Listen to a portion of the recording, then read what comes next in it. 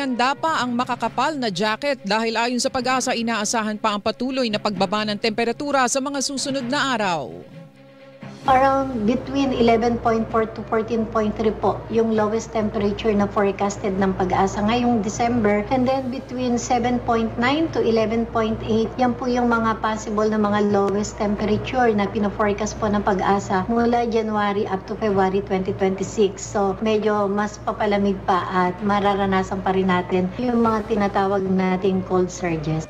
Tinig ni Ana Solis, pinuno ng Climate Monitoring and Prediction Section ng Pag-asa. Samantala, pinag-iingat naman ang mga magsasaka sa mga matataas na lugar dahil sa inaasahang lamig na dala ng hanging amihan mula Disyembre hanggang Pebrero. Ito ay dahil sa posibleng pamumuo ng frost na makakaapekto sa mga pananim o high-value crops kung saan inaasahang babagsak sa 7.9 degrees Celsius ang temperatura sa mga lugar gaya ng Cordillera mula Enero hanggang Pebrero.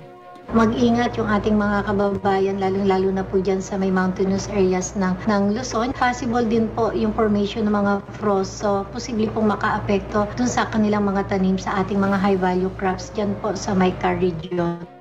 Muli ang tinig ni Ana Solis, pinuno ng Climate Monitoring and Prediction Section ng Pag-asa.